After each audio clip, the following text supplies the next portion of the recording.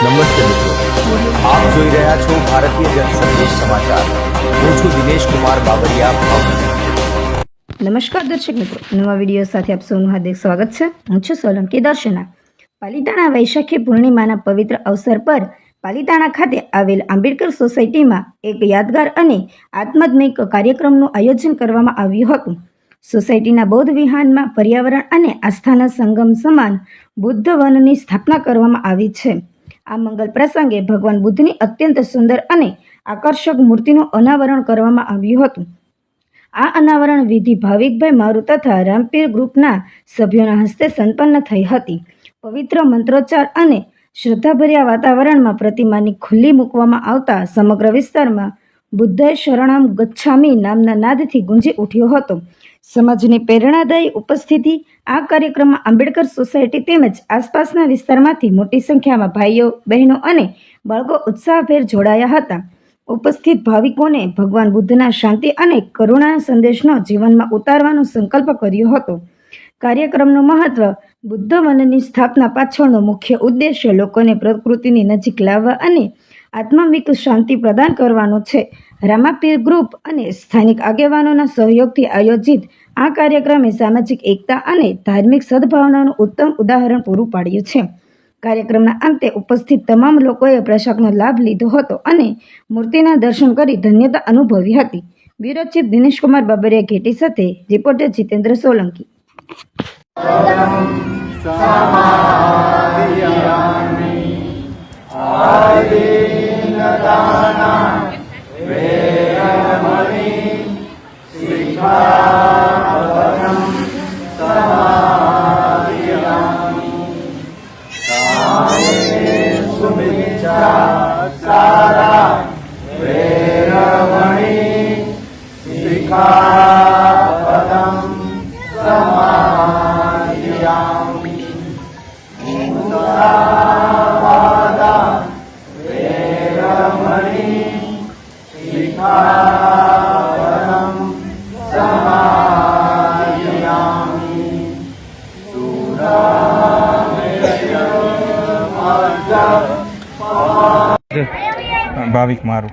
ભાવિકભાઈ, આજના કાર્યક્રમ વિશે આપનું શું કહેવું?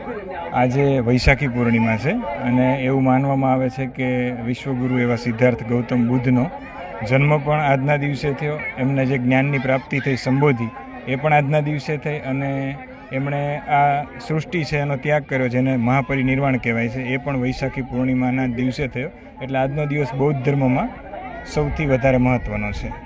અને બુદ્ધ વિશે જે લોકોને આપ શું મેસેજ આપો છો?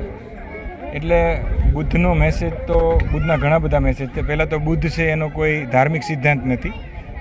બુદ્ધે દુનિયામાં જે વૈજ્ઞાનિક રીતે સાચું છે એ જ કીધું છે કે ભાઈ જીવનમાં દુઃખ તો છે જ બધાના, એ શારીરિક હોય, કોઈને માનસિક હોય, દરેક રીતનું. અને બુદ્ધનું કહેવું એવું છે કે દુઃખ છે ને એનું કારણ છે વધારે પડતી ઈચ્છા, તૃષ્ણા, મોહ, માયા. અને બુદ્ધે એવું કીધું કે આમાંથી નીકળી પણ શકાય છે દુઃખમાંથી. એના માટે એમણે 8 માર્ગો આપ્યા, જેને અષ્ટાંગ માર્ગ કહેવાય છે. પછી બુદ્ધનો એક ઉપદેશ એ છે કે હું પોતે ભગવાન નથી, મારી અંદર તમે ભગવાન ન જોશો. અપો દીપો ભવ, એટલે તમે પોતે જ એક પ્રકાશ બનો અને તમે મારી જેમ બુદ્ધ બની શકો છો. એટલે કોઈ પણ ભગવાનની મૂર્તિ કે કોઈ પણ દેવની મૂર્તિનું તમે કદાચ અપમાન કરશો તો બહુ મોટો પ્રોબ્લેમ થાય છે, પણ બુદ્ધની ઉપર બાળક પણ ચડી જશે તો બુદ્ધ એને પણ સ્વીકારે છે. એટલે બુદ્ધ છે એ શાંતિ, પ્રેમ, કરુણા આ બધા સંદેશો આપે છે. અને બુદ્ધના જીવનમાંથી ખાલી આપણે શાંતિ, પ્રેમ અને કરુણા આટલું સ્વીકારીએ તો આપણો સમાજ છે એમાં ધીરે ધીરે શાંતિ, પ્રેમ, કરુણા આવે અને એમાંથી જ ખરું જ્ઞાન. કોઈ ડિગ્રી લેવાથી કોઈ શિક્ષિત નથી બની જતું, પણ જીવનમાં શાંતિ, પ્રેમ અને કરુણા જે સમાજમાં આવી જાય તો એ દેશ છે એ સમૃદ્ધ બની જાય છે. અને સૌથી સારી વાત બુદ્ધની એવી છે, એમણે મધ્યમ માર્ગ આપ્યો છે. એટલે બહુ પોતાની જાતને કષ્ટ પણ ના આપવું અને બહુ ભોગવિલાસય ન કરવું. તમને જેવું જીવન ફાવે છે એવું જીવો, પણ કોઈને જીવનમાં દુઃખનું કારણ તમે ન બનો, આવો સંદેશ આપ્યો છે. સર, આપવા માગો છો સમાજને? નમો બુદ્ધાય, જય ભીમ. મારું નામ હિતેન બૌદ્ધ છે. ભાવનગરથી બિલોંગ કરું છું અને હું બૌદ્ધ આચાર્ય પણ છું અને રજિસ્ટર બૌદ્ધિસ્ટ છું.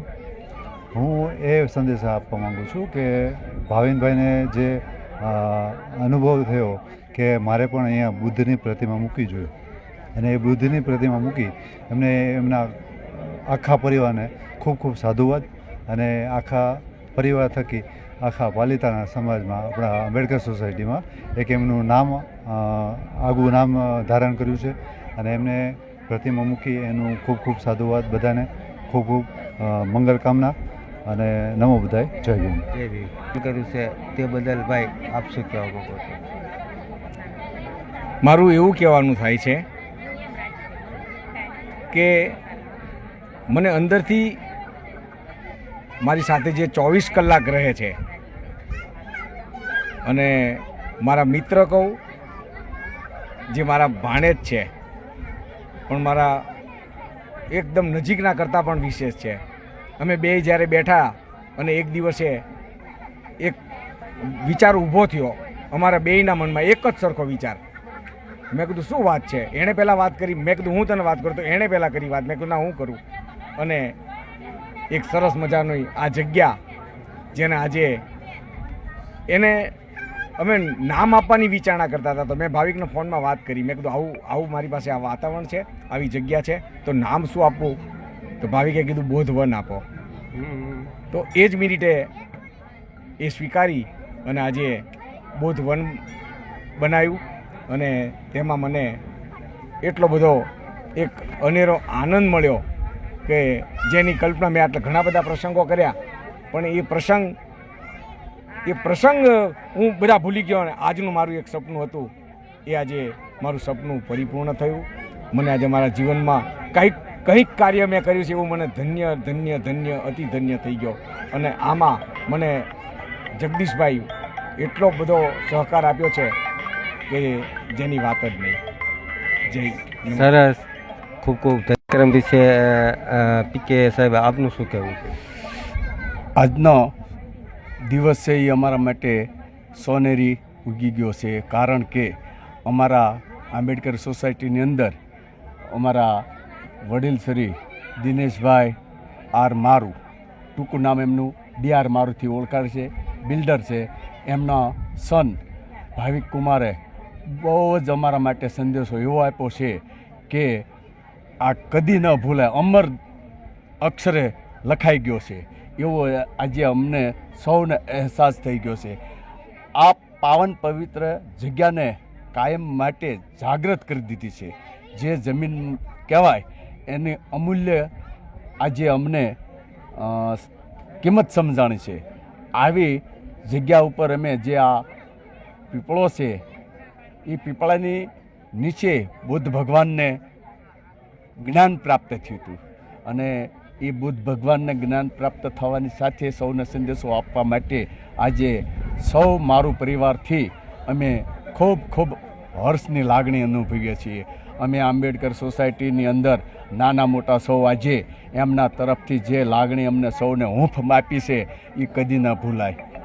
અમે સૌ નોકરી કરી અને નિવૃત્ત થયા છે છતાં અમે આવું કામ નથી કરી શક્યા એવું અમારા ડી.આર. મારુ અને એમના પરિવારે અમને આ એક જગ્યાની અંદર ઉજાસ પ્રકાશ આપ્યો છે એ કદી ન ભૂલાય.